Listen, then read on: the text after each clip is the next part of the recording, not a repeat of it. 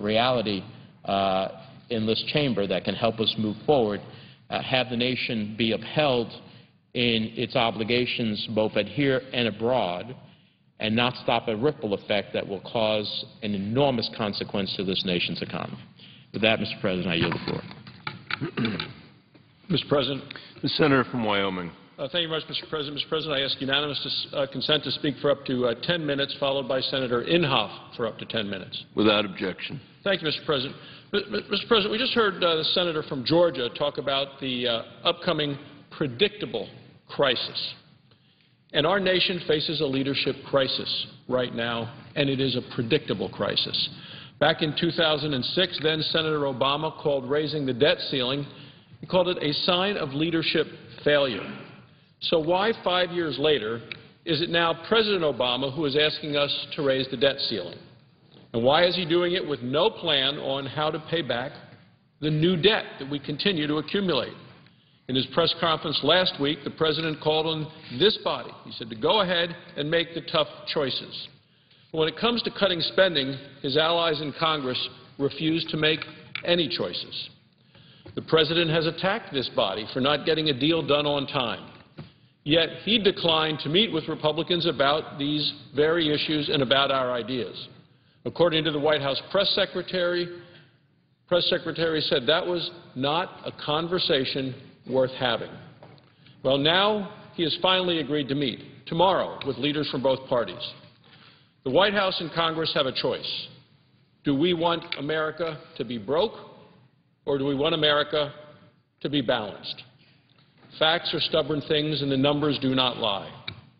Our debt is swallowing our economy whole.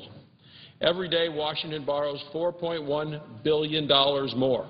Borrowed over $4.1 billion yesterday, $4.1 billion today, and it will borrow $4.1 billion again tomorrow. Mr. President, that is over $2 million a minute, every minute. In a single day, Washington borrows enough to buy tens of thousands of new homes. In a single hour, Washington borrows enough to buy nearly 2 million barrels of oil. In a single minute, Washington borrows enough to send 53 students a year to the most expensive colleges in America. And in a single second, Washington borrows enough to buy 2 new Ford Mustang cars. Washington did all of that yesterday, it will do it all today, and it will do it all tomorrow. Well, of every dollar that Washington spends, 41 cents of it is borrowed. Much of it is borrowed from China. Every American child born today, born tomorrow, born the next day, is born with a debt of over $45,000. Next year, of every dollar Washington spends, 68 cents will go for Social Security, Medicare, Medicaid, and interest on the debt alone.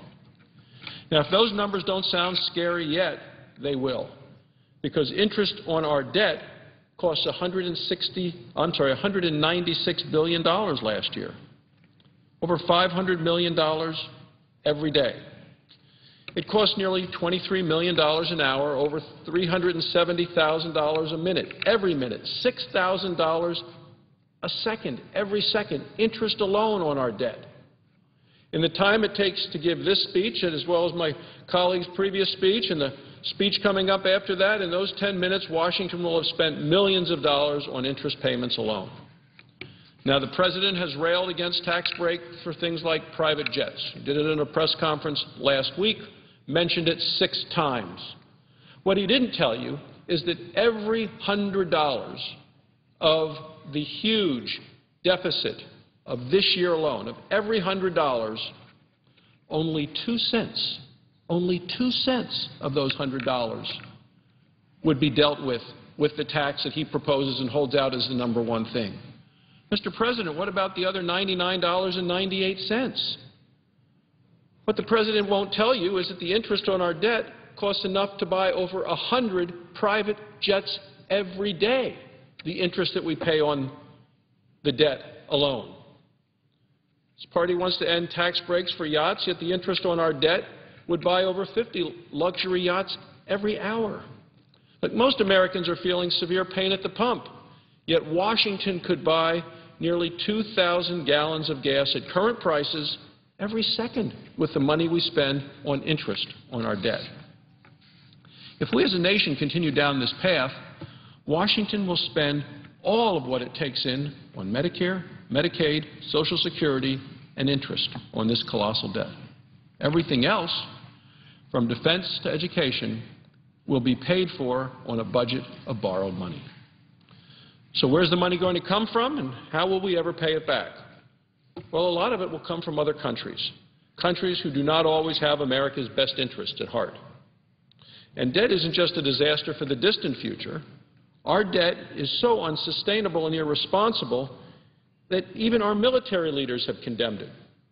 Admiral Mike Mullen, chairman of the Joint Chiefs of Staff, has said the biggest threat to our national security is our debt. The debt is the threat. We do not and we should not take this biggest threat to our national security lightly. The amount of debt that we owe right now today is so high that it is hurting our employment at home. Experts continue to tell us that our debt is costing us millions of jobs. Meanwhile, the Weekly Standard reports that every stimulus job cost over $250,000.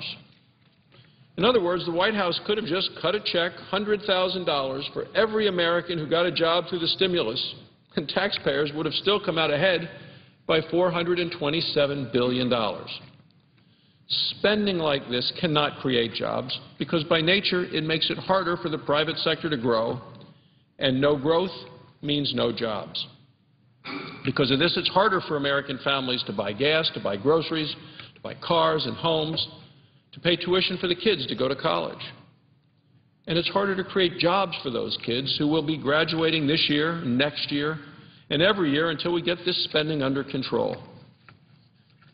Everyone seems to claim that they understand that the situation is irresponsible and unsustainable. So 2 years ago, back in February of 2009, the President called experts to the White House. He called them in for what he called a fiscal responsibility summit. In his opening remarks, this is what the President had to say. He said, contrary to the prevailing wisdom in Washington these past few years, he went on, we cannot simply spend as we please and defer the consequences to the next budget, the next administration, or the next generation. Well, I agreed with the President. He was right. So my question to the President is, what have you done about it? Well, one thing he's done is call together a debt commission. Late last year, the Debt Commission released their report on America's fiscal situation, and the findings were sobering. According to the report, they said the problem is real, the solution will be painful, there is no easy way out, everything must be on the table. You know what else they said? They said Washington must lead. Washington has not led. Instead, the administration has offered nothing but empty promises. As the White House makes promise after promise and speech after speech with no action to back it up, it is clearer than ever that in Washington, spoken promises have become broken promises. This administration's allies in Congress have no plan other than raising taxes. While they claim to have already accepted the idea of cutting trillions of dollars from the budget, I have yet to hear the Democrat leadership endorse any spending cuts. Where is their plan to cut wasteful Washington spending? So far, they've only talked about tax increases that will kill jobs and hurt our economy. Raising taxes will only make matters worse. The fundamental difference in this fight is more than just practical, it is also philosophical. Now, we can argue over whether raising taxes on this or on that industry will lower the debt or just raise the cost for the American people. But let me make this really simple. I'm not interested in raising taxes to expand and sustain the size and scope of our federal government. I want less government, less costly government. And that means I'm not interested in ferreting out new ways to tax people or businesses. I'm looking for ways to cut spending to shrink the size of government. I want to dramatically reshape government to spend less, do less, and put power back into the private sector. That's how you raise revenue. You slash government, you put people back to work. Washington's persistent push to put our fiscal crisis off until tomorrow is unacceptable and must end now. And so, Mr. President, I come to the floor and say, as someone from Wyoming, where we live within our means, where we balance our budget every year, it is time for this body, for this Congress, and for this President to sign into law a balanced budget amendment to the Constitution. That is an amendment which would force Washington to live within its means. Thank you, Mr. President. I yield the floor. Senator from Oklahoma. Mr. President, just one comment on the subject at hand, and then I want to talk about something completely different that's very significant happening today. You know, it's so easy. I listened to the senator from New Jersey down here. He kept talking about only in Washington what can happen, only in Washington. Yet never was anything said about cutting spending. It was all about passing tax increases, and that's what we're going to be faced with tomorrow. Let me mention that just a few minutes ago I did introduce, and we have a bill number. It's S1335. It is the Pilot's Bill of Rights. This is very significant that we get this done today, and I'm going to explain why. First of all, when Senator John Glenn from Ohio retired, that left me as the last active commercial pilot in the United States Senate. And consequently, I probably get more complaints than anybody else does, and about problems, abuses with the FAA. And I have to say this, that I was very complimentary yesterday on so many of the people. The vast majority of the inspectors, the controllers, and others at the FAA are so talented. In fact, the first thing I do when I go up to Oshkosh each year, the largest fly-in in the world, is I go up to where they're all gathered together, and I compliment them on the fact that they are taking on the toughest job for a 6-day period in Oshkosh as a volunteer. And so I laud their virtues. However, you got to keep in mind that any bureaucracy can become abusive. So I have introduced the Pilot's Bill of Rights. And the reason I'm speaking right now is we have 25 co-sponsors right now. That's 25% of the United States Senate is on as co-sponsors. And the way that rules work around here, any of the members who might be listening right now, and I know the occupier of the chair is very concerned about this, he's very active with me in this particular legislation, that any staffers who are watching, they should advise their member that they have until close of business today, probably one more hour, to put their names down. They too will be listed as original co-sponsors. Now, the bill simply does 4 things. First of all, it requires the FAA for any enforcement action to make sure that the pilot out there is fully aware of what he's being accused of and before any ultimatums are put forth. Consequently, that pilot is able to defend himself. Second thing it does, it clarifies what they call statutory deference. Right now, statutory deference relates to the National Transportation Safety Board, the NTSB. It's the only area of appeal, so that if a pilot is accused of something and he looks at it and thinks it's unfair, he would have to go to the NTSB, and yet because of deferences, they merely rubber stamp in almost all cases what the FAA does. As an example of the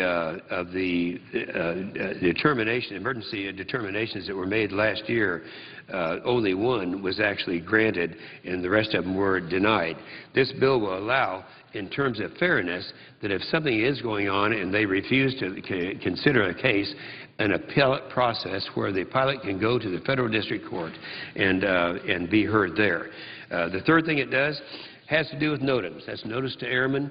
It's a very significant thing. Those of us who are pilots know that when we go into a field and we check and see what the NOTAMs are, and that is if there's any work on the runway, if there's any problem there, if there's any taxiways that are closed, they will give you that information. However, the problem is it's a pilot's responsibility to do this, and the FAA many times doesn't even post these NOTAMs. So that what we're saying in our FARs or our laws, we're saying to a pilot, you've got to be responsible to know what is going on at the airport where you're going to be landing, and yet there's no place you can find it. So this requires that they revamp this system so that there is a central location. We specify that in the legislation so that that can be found.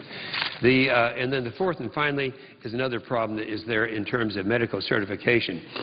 those of us who are pilots have to have medicals, and we have to have a certification process. But this has been a problem for a long period of time. I've had countless people call me and talk about the problems that they're having with their medical certification. In fact, all the requests for assistance to the Aircraft Owners and Pilots Association, now they represent hundreds of thousands of pilots, of all the requests for assistance that they receive each year, 28% are related to the FAA's medical certification process. And so I would say of this very simple legislation, 2 of them actually changed the statutes so that it offers protection to pilots, but the other 2 are working together to come up with a system where we can have a central location for NOTAMs as well as having a fair process on the for medical evaluations. Now, I think it's very obvious that there's a lot of bureaucracies where 1 or 2 people can be bad. When I was mayor of Tulsa, I can remember all it took is 1 or 2 bad cops, and it gave a black eye to everybody else. And I remember actually when I was running, it's a whole reason that I ran for office in the first place. I can remember when I was out in the private sector, I was doing things that I thought we were supposed to be doing, and I had one old thing called the Wrightsman Oil Estate, and I was going to take this old eyesore and make it into a building and preserve it as it was originally. Now, old in my city of Tulsa, Oklahoma, was in this case was maybe 1910 or 1912. We weren't even a state until 1907. So this is something everybody wanted. I went to the city and went to the city engineer, and I said, I want to take this eyesore of a fire escape on the 2nd floor and move it from the south to the north end.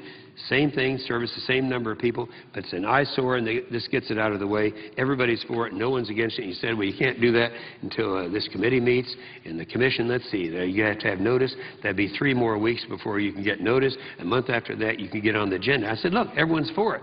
He said, that's your problem, not mine. I said, well, I'll tell you what I'm going to do. I'm going to run for mayor, and I'm going to fire you. And I ran for mayor, and I fired him. So this can happen in any bureaucracy.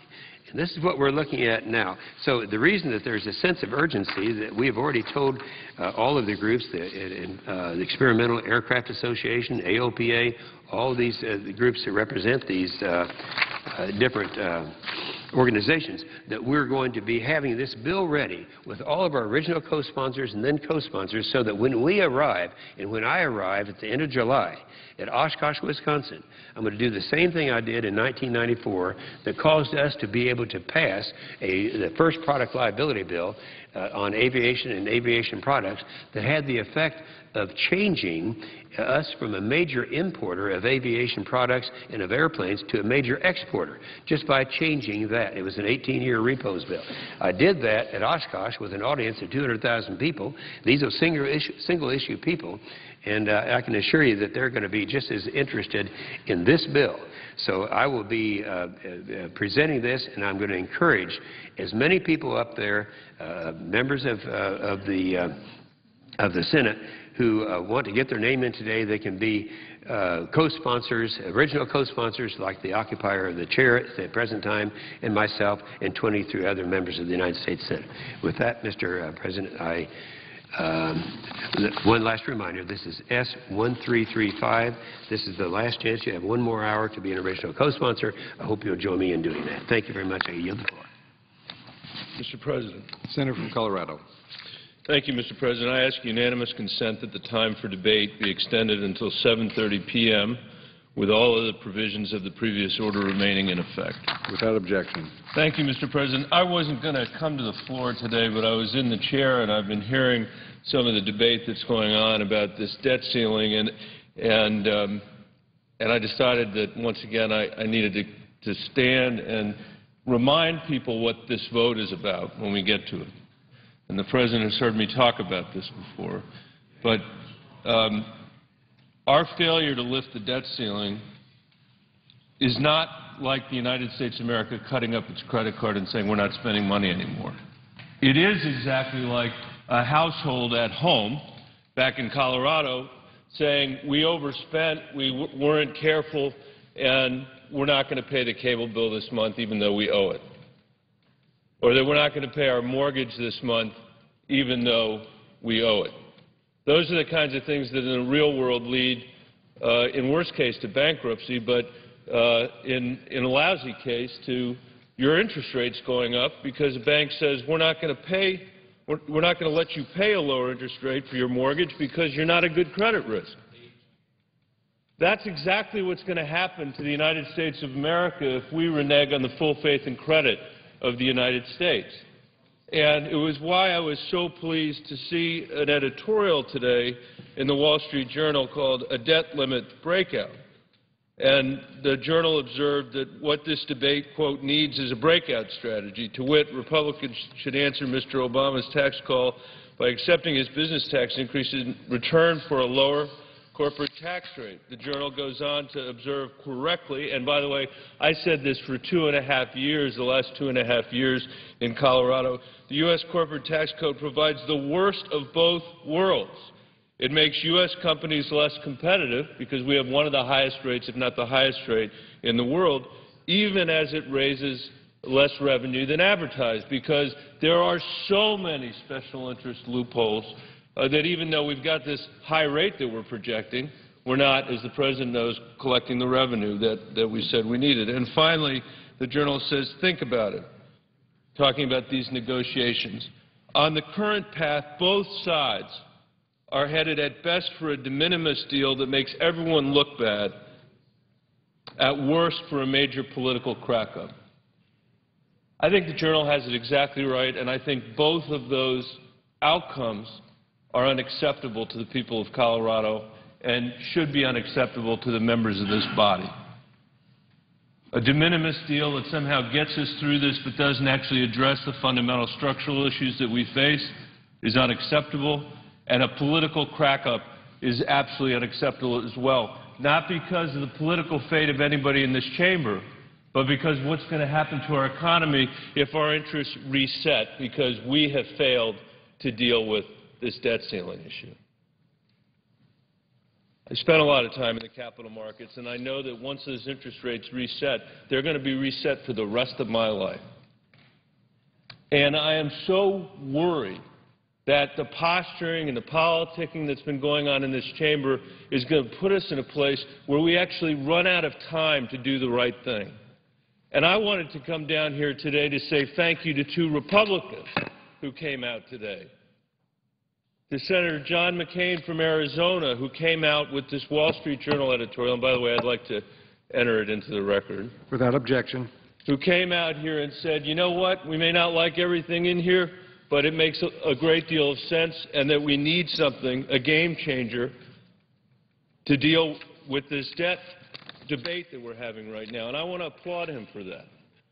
You know, when you come to the Senate, they say you can have two mentors, one's a Democrat and one's a Republican, but you got to ask the person if they'll do it. And I asked Senator McCain if he wouldn't mind being my Republican mentor, and he thought about it a little bit. He came out on the floor and he said, I'll take you to lunch.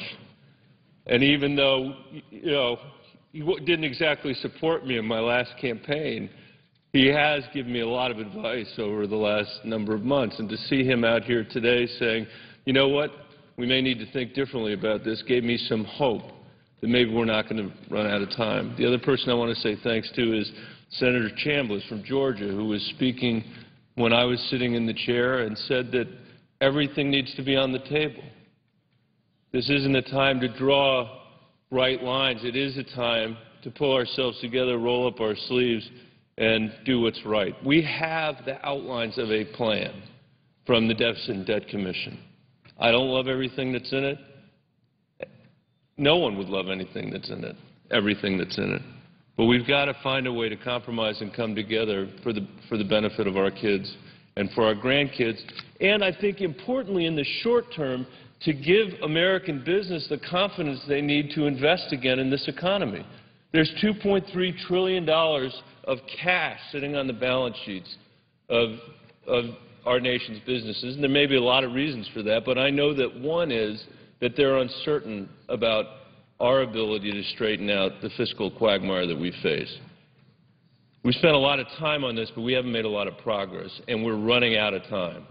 So, Mr. President, I would just urge that all of us come to the floor in the spirit of people that want to work across the aisle, aren't interested in drawing these bright lines and come to a big deal, not a small deal, one that gets to the $4.5 trillion that the Debt Deficit Commission recommended, or in that direction generally, and gives us the chance to feel like we've done something useful for our kids, to feel patriotic that we actually have honored the legacy of our parents and grandparents, and that we've passed along more opportunity to the next generation. I want you to know, Mr. President, and I know you feel the same way, that you'll work with anybody on either side of the aisle to try to get this done. Thank you, Mr. President. I yield the floor.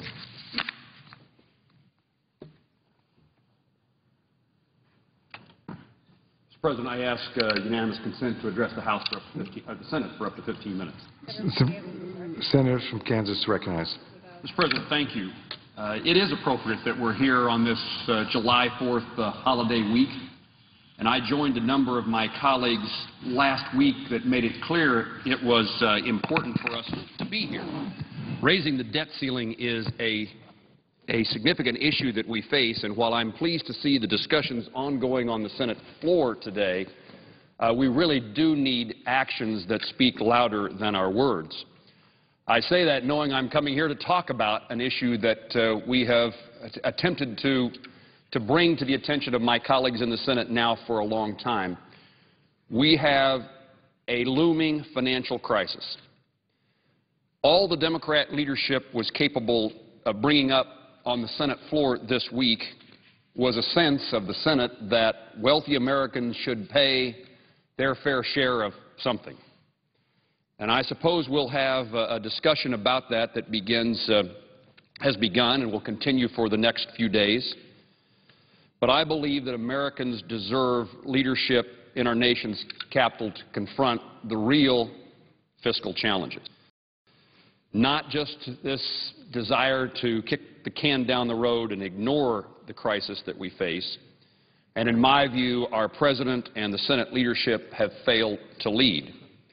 They failed to adopt the President's own Deficit Reduction Commission report. The President's not proposed the results of that report. Failed to pass a budget in over 2 years. Failed to introduce a budget even in our committee this year. And the President's budget that he did propose this year is woefully inadequate in addressing the fiscal crisis, the deficits that we face. Crafting a budget is one of the basic responsibilities of Congress, but it hasn't happened. No country, business, or family can operate responsibly without a budget. I serve on the Appropriations Committee. I would love to have a budget that set the guidelines for us to begin the process of determining how much money we should spend, what things might be increased, decreased, or eliminated. But without a budget, the appropriation process continues to falter. And in fact, it wouldn't be surprising, but once again, we end up with either an omnibus spending bill or a continuing resolution. The President and Senate Democrats have said they are serious about dealing with our nation's debt crisis, but actions will speak louder than words. The truth is that the President's budget and the policies of this administration have made our problems worse. During the last 2 years, the government has spent more than $7.3 trillion and increased the nation's debt in just 2 years by more than $3.2 trillion. The President is missing, and the Senate is dysfunctional. The struggling economy we are experiencing and the financial collapse around the corner is the most expected economic crisis in our lifetime, yet nothing is being done to stop it. The co-chairs of the President's own Fiscal Commission have said the same thing and have warned that if we fail to take swift and serious action, the U.S. faces, quote, the most predictable economic crisis in its history. They predict such an event could occur in 2 years or less. It's time to move past empty rhetoric and get serious about confronting the debt crisis. Delaying difficult decisions and simply increasing the debt ceiling once again without making any changes the way Washington spends taxpayer dollars is not, should not be an option. We cannot afford business as usual. The President's solution is to raise revenues to balance the budget. But does anyone really believe that increased taxes will be used to pay down the debt, or will it just be used for even more spending? History shows that money raised in Washington, D.C. results in more spending in Washington, D.C. When families struggle to pay the bills, they don't simply ask for a pay raise. They cut their spending. The revenue increases we need are not tax increases, but increased revenues that come from a growing economy. The last time we had a balanced budget was at the end of President Clinton's term.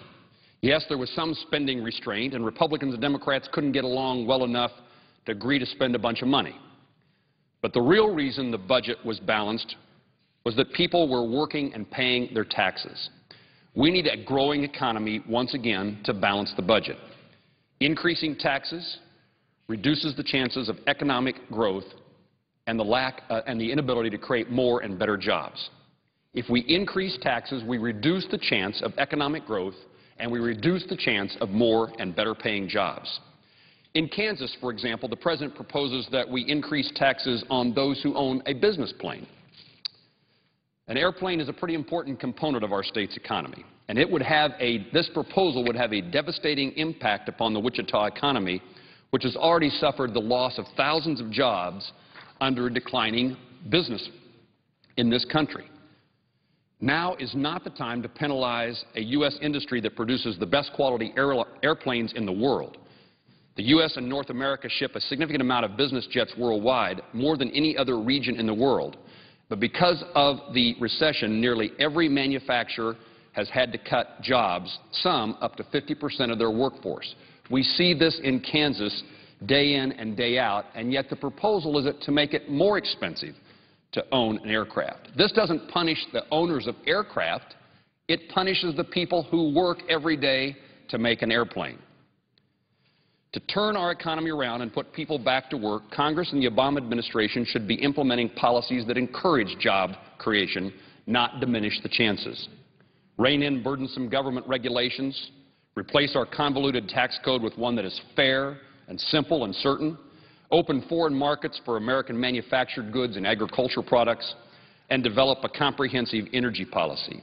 And yet none of these things are being done by this Senate.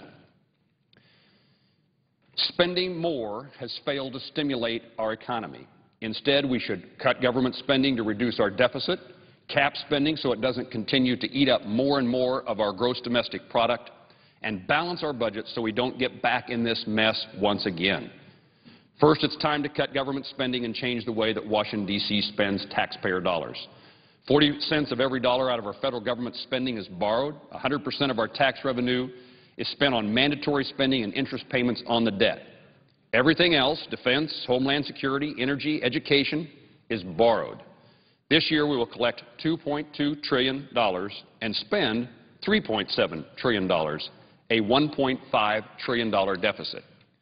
CBO now projects, the Congressional Budget Office projects, that debt held by the public will exceed 100% of gross domestic product by 2021 under current policies. This is a 10% increase in debt relative to CBO's projections of only a year ago. The debate over government spending is often seen as one that's philosophical or a partisan bickering that always goes on in Washington, D.C.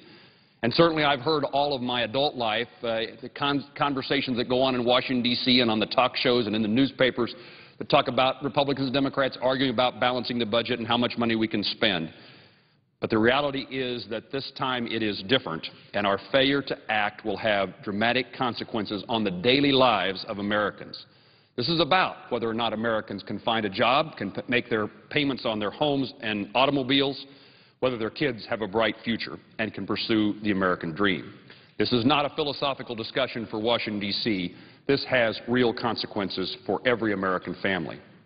We are not, unfortunately, immune from the laws of economics that face every nation, and the failure to get our financial house in order and borrowing under control will lead to increased inflation, higher interest rates, fewer jobs, and a lower standard of living for every American.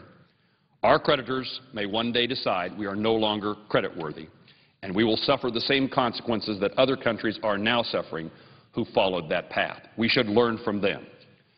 Secondly, it's time to cap discretionary spending this year and next. We must demand enforceable statutory caps to return federal spending to 18% of gross domestic product, where it's been for almost all of the past 60 years. Current federal spending is now nearly 25% of gross domestic product and remains on track to be high over the course of the next 10 years. Third, we must pass a balanced budget. This amendment to the United States Constitution is the best way to discipline government officials. This amendment would require the President to submit to Congress to pass a balanced budget each and every year, cap federal spending at no more than that 18% of gross domestic product, and require two-thirds vote of the House and Senate to raise taxes. Nothing here is unreasonable. Cut spending, cap the percentage of spending to GDP, and pass a balanced budget amendment. When did it become radical or even irresponsible to live within our means? We know what is going to happen if we don't act, and it would be immoral for us to look the other way or kick the can down the road because politics of these issues are too difficult to deal with.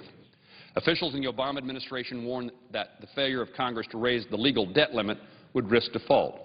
But the bigger economic threat that confronts our country are the consequences of allowing our country's pattern of spending and borrowing to continue without a serious plan to reduce that debt.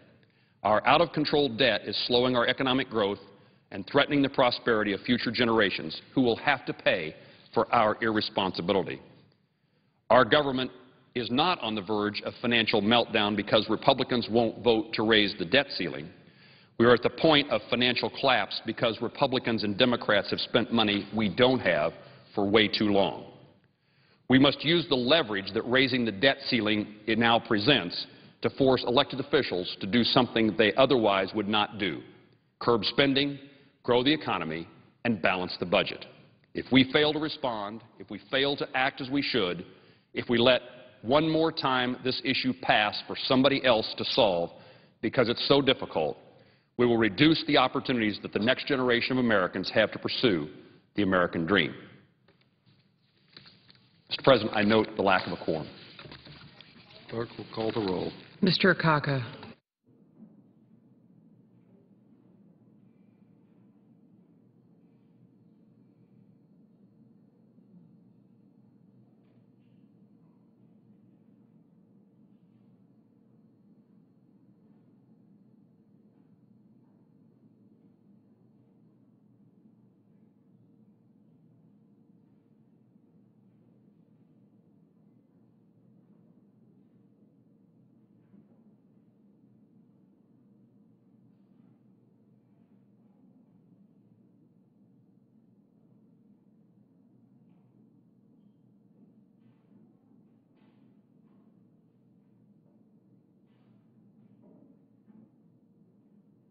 President D.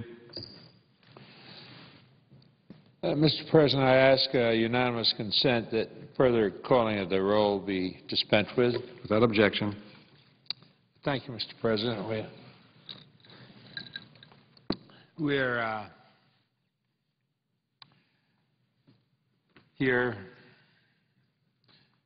trying to figure out where America goes in the near future, but where it goes in the long term, because decisions that we make here are going to have a long-lasting effect.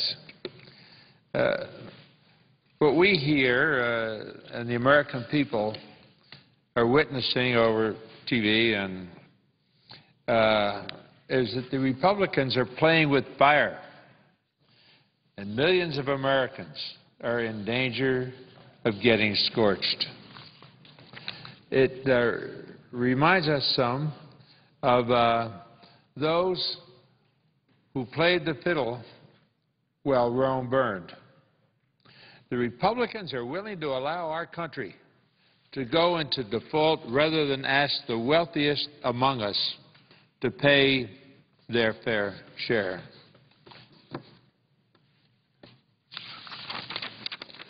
The Republican side of the Capitol is clear. They say, don't ask our millionaire friends to contribute anything more to keep our ship of state afloat. Yeah, the ride's going to be bumpier for everyone, but that's life. Why shouldn't the middle class pay something extra, they ask? After all, there are so many of them.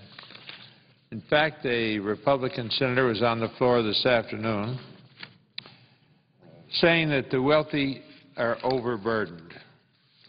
It's not easy, I guess, to pick out a new car every year, maybe make sure your reservations for your trip abroad are made, or make the renovations for the house are in order. Life gets complicated. If you're rich, these decisions don't come easy. The senator who spoke this afternoon complained that the poor and the middle class, and I quote him here, need to share some of the responsibility here. So there it is. It's the poor and the middle class that need to sacrifice once again, but not the wealthy. The fat cats sit purring on the front deck while middle-class workers are breaking their backs. Middle-class workers shouldn't have to explain to their kids why they can't afford to help them get a college education. But Democrats know that the way to keep our country strong is to educate every young person capable of learning. And what's the real cost of millionaire protection? This risk is an economic calamity for middle-class families across the country if we make a mistake here as we deal with the raising of the debt ceiling, with the problems of the budget. Mr. President, it's time to stop protecting millionaires when so much is needed from everyone who can help this country regain its footing. If the Republicans force default on our debt, it could mean tens of millions of Americans might not receive their Social Security checks. Mr. President, retirees and disabled Americans on fixed incomes depend on Social Security for survival. But Social Security is only the beginning. If the Republicans insist on pushing the government into default, the men and women who wear our country's uniforms may not even get their paychecks. Right now, there are 140,000 brave Americans risking death and injury in Afghanistan and Iraq. Do we reduce our responsibility to them because Republicans don't want to burden millionaires? Additionally, payments to doctors under Medicare and Medicaid could be suspended. Where do the seniors and needy Americans turn, then, in the event of an urgent medical problem? At a time when nearly 14 million Americans are out of work and struggling to keep food on the table, unemployment benefits could lapse. We're talking about the possibility of people without incomes, people unable to sustain their basic needs. In addition to destroying the safety net for ordinary Americans, a default crisis would likely threaten America's position as the economic giant of the world, as we see possibility of widespread panic on Wall Street and the damage to the credit markets that could lead to the loss of millions of jobs across the country. The question has to be answered, Mr. President. Why are the Republicans willing to walk on this economic tightrope to win favor among wealthy contributors? It's because they don't sufficiently value the human infrastructure that enabled the millionaires to make their millions. They're insisting on protecting tax breaks for millionaires and billionaires. They want to keep subsidizing big oil companies to the tune of $4 billion a year in tax breaks. And when I look at what our leader, majority leader, is proposing, I'm proud to be a co-sponsor of a common sense resolution introduced by him. The resolution says Americans who earn $1 million or more a year should pick up the shovel and help their country dig its way out of the disaster instead of just playing politics. The American people see through the Republican games of protecting the rich while middle-class families lose jobs, homes, and the belief that their children have a chance of success that their forebears dreamt about. And poll after poll, survey after survey, they say we should ask the wealthy to pay more to reduce the deficit. And yet the Republicans refuse to close outrageous tax loopholes for oil companies. They're rolling in profits, and we can't just ask them to sacrifice. Look at what the CEOs of these companies are being paid. ExxonMobil, they made over $11 billion in the quarter. The CEO gets paid got paid in 2010, $29 million. ConocoPhillips, their CEO made $18 million in 2010. And Chevron, the CEO was paid $16 million in 2010. The facts are clear, and so are the Republican priorities. They don't want the giant corporations and the wealthy to lose their lucrative tax loopholes. The Republicans want to end Medicare as we know it, forcing seniors to pick up an extra $6,000 a year for their health care. And the question's got to be asked, why are the Republicans trying to slow the economic recovery? Why run the risk of financial collapse just 3 years after the last one? Do they believe that destroying the economy now will help them during next year's election? What a terrible thought that is. We heard the minority leader say his #1 priority is stopping this president from winning another term. And our #1 priority ought not to be to destroy lives for political gain. It ought to be restoring our economy and creating jobs, making sure all Americans can share in what this great country has to offer. And the question lurks here. What is it that propels this unyielding refusal to ask those who make $1 million a year or more to participate some in restoring our economic viability? The bottom line is avoiding a default crisis, and it requires all to participate, or we could witness the failure of a nation that survived for more than 200 years. 200 years as a beacon of freedom, liberty, and democracy, with great risk of substantial failure in the future if we don't raise the debt ceiling.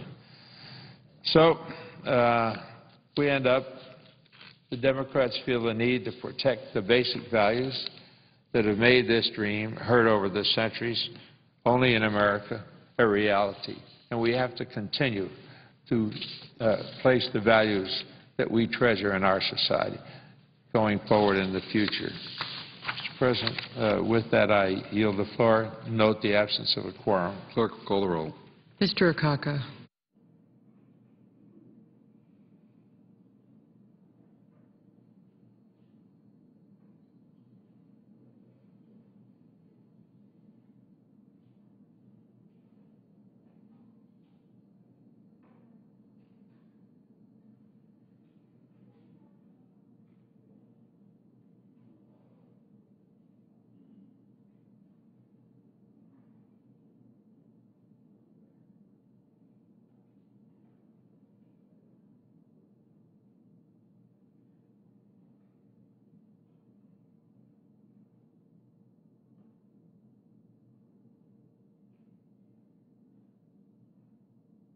Mr. President. Senator from New Jersey. I ask unanimous consent that calling of the roll be dispensed with. Without objection. I further ask unanimous consent that if the Finance Committee meets tomorrow at 9 a.m., it be authorized to meet during tomorrow's session of the Senate. Without objection. Mr. President, I ask unanimous consent that when the Senate completes its business today,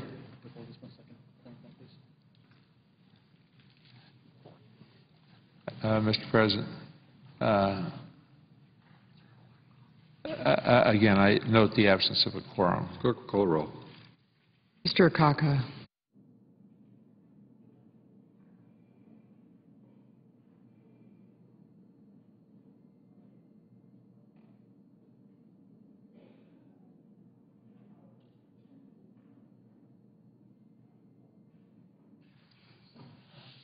Mr. President, I ask unanimous consent that further calling of the roll be dispensed with. Without objection. Senator from New Jersey. Mr. President, I've changed the order here, and I ask unanimous consent that the Senate proceed to a period of morning business with senators permitted to speak for up to 10 minutes each. Without objection.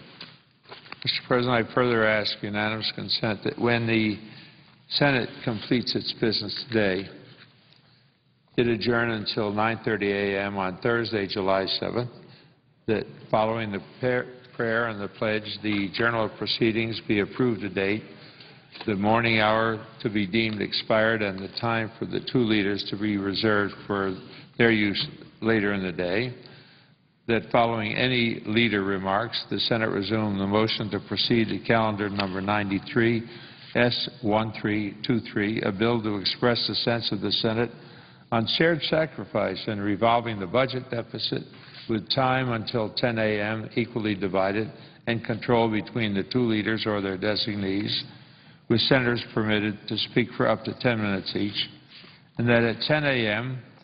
the Senate conduct a roll call vote on the motion to invoke cloture on the motion to proceed to S1323. Without objection. Mr. Leader, there will be a vote tomorrow morning at approximately 10 a.m.